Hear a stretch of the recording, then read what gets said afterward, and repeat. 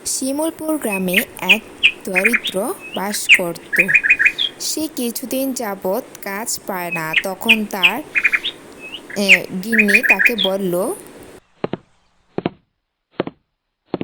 কি করব বলো, কাজ তো কি এখন গো, আর নেই, শুয়ে সংসার আছো চলবে কেন? কিভাবে?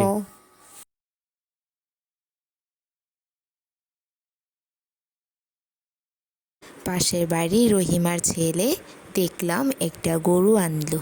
তাহলে তুমিও তো পারো সেই গরু আনতে। তাহলে তো তোমার কাজ না থাকলেও চলবে। এই গরুর মাধ্যমে আমরা সংসার চালাতে পারবো। পর সে মাথা নাড়িয়ে সম্মতি দিল। তার পরের দিন সকালবেলা সে তার বন্ধু রাকেশকে নিয়ে যায় গরু আনতে, এবং সে বিকেলবেলায় গরু নিয়ে চলে আসে হাট থেকে। গিন্নি তারপর দেখো সে তার দেখো, বাড়ি তোমার কথায় চলে গরু নিয়ে যায় চলে এবং আসলাম। গিন্নিকে ডাকে। তারপর তার গিন্নি বেরিয়ে আসলো এবং বলল, ওমা, কি সুন্দর দেখতে গরুটা! এতদিনে বুদ্ধির কাজ করেছ। এটাকে আমাদের পাশে গোয়াল ঘরে রেখে দিব। তারপর তারা কথা বলে সেখান থেকে গরুকে নিয়ে যায় গোয়াল ঘরে।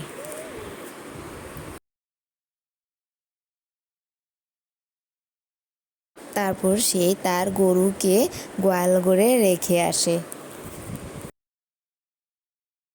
প্রতিদিন সকালবেলা গরুকে নিয়ে যায় মাঠে ঘাস খাওয়াতে।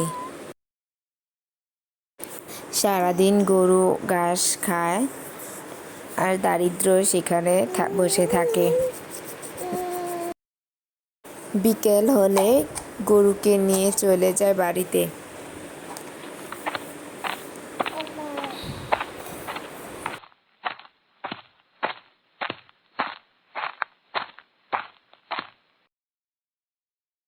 প্রতিদিন এভাবে সকালবেলা নিয়ে যায় আর বিকেলবেলা বাড়ি নিয়ে আসে।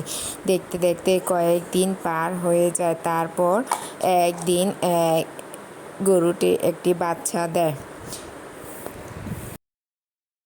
সে গরুটিকে লালন পালন করে এবং বাচ্চাটিও সুস্থ থাকে। তারপর সেই গরু থেকে দুধ নিয়ে বাজারে যায়। বাজারে বিক্রি করে তার সংসার চালায়।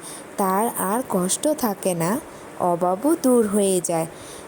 সুখে শান্তিতে বউ গিন্নিকে নিয়ে থাকে। এভাবেই দিন কেটে যায়।